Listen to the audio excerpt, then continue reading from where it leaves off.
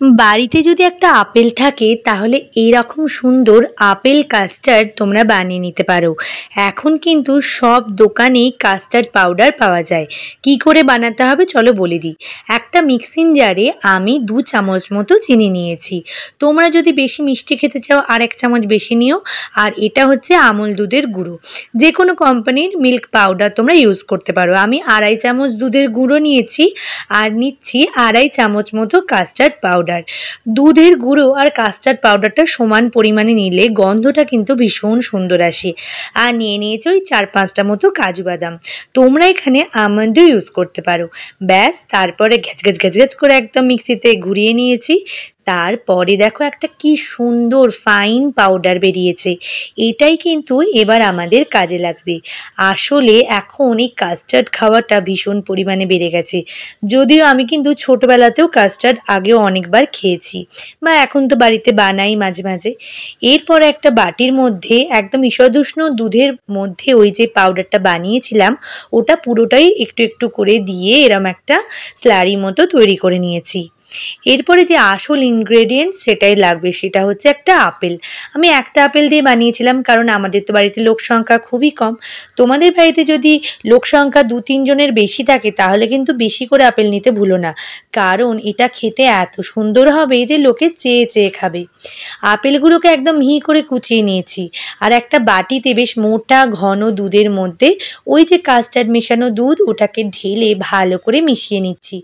দুটো দুধের টেম্পারেচারই কিন্তু একদম সমান, কোনোটাই বেশি গরম নয় বা ঠান্ডা দুধ তো মোটেই নয়। তারপরে গ্যাসের ওপর ওই যে মিশ্রণটাকে বসিয়ে ভালো করে হালকা হাতে নেড়ে নেব, যেরকম আমরা পায়েস তৈরি করার সময় করি। গ্যাসের আঁচ কিন্তু মোটেই বাড়াবে না। দেখো তো কেমন একটা ঘন থকথকে মিশ্রণ তৈরি হয়ে গেছে। ওটাকে এবার একটা বাটির মধ্যে একটু ঠান্ডা করে ঢেলে নেব।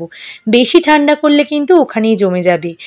বাটির মধ্যে ভালো করে ঢেলে নেওয়ার পরে একটুখানি কিছুক্ষণ রেখে তার উপরে ওই যে আপেলগুলো আছে সেই আপেলগুলোকে একটু একটু করে দিয়ে মিশাতে থাকবো। একেবারে পুরো আপেলটা মিশিয়ে দিও না, আস্তে হালকা হাতে মিশিও, তাহলে জিনিসটা কিন্তু অনেক ভালো হবে। যত পারফেক্টলি একটা রান্না করা যায় খেতেও কিন্তু ততই ভালো হয়। প্রত্যেকটা স্টেপেরই কিন্তু একটা করে গুরুত্ব আছে। কোনো স্টেপই হজবরলা করে দিলে সেই খাবারটা খেতে মোটেই ভালো লাগে না। চলো, ভালো করে আপেলটা মেশানো হয়ে গেছে। এরপর আর একটা দারুণ ইনগ্রেডিয়েন্ট যেটা এইসব খাবারে লাগে সেটা হচ্ছে ড্রাই ফ্রুটস। আমি এখানে শুকনো কিশমিশ আর নিয়েছি আমন্ড আর কাজু বাদাম।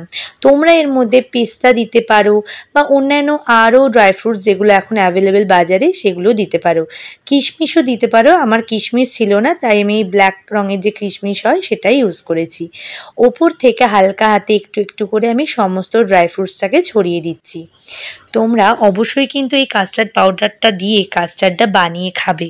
কাস্টার্ড কিন্তু অনেক রকম ফলের মিশ্রণেও বানানো যেতে পারে, তবে আমার কথা শুনে একবার এরকম আপেল কুঁচো করে উপর থেকে ড্রাই ফ্রুটস ছড়িয়ে ঠিক আমি যেরকম স্টেপে বললাম ওরম করে কাস্টার্ড বানিয়ে দেখো। অ্যাপেল কাস্টার্ডটা বানানো হয়ে গেলে আমি ফ্রিজে 4-5 ঘন্টার জন্য রেখে দিয়েছিলাম। ঠান্ডা হয়ে এটা একদম জমে গেছে। দাঁড়াও তোমাদেরকে খুলে দেখায় যে কত সুন্দর হয়েছে। এটা দেখতে দেখো কি অদ্ভুত সুন্দর লাগছে না?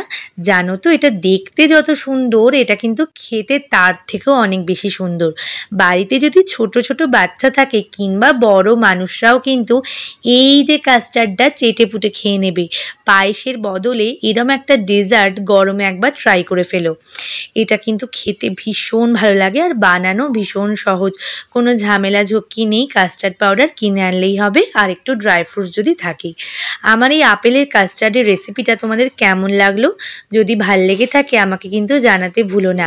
আমি 2টো বাটি বাড়লাম, একটা আমার পাশে নেইবার্স আছে ওদেরকে দেব, আর একটা আমার বরের জন্য।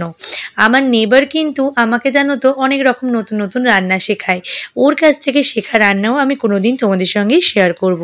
দেখো তো এই আপেল কাস্টার্ডটা বানিয়েছি, কেমন হয়েছে খেতে?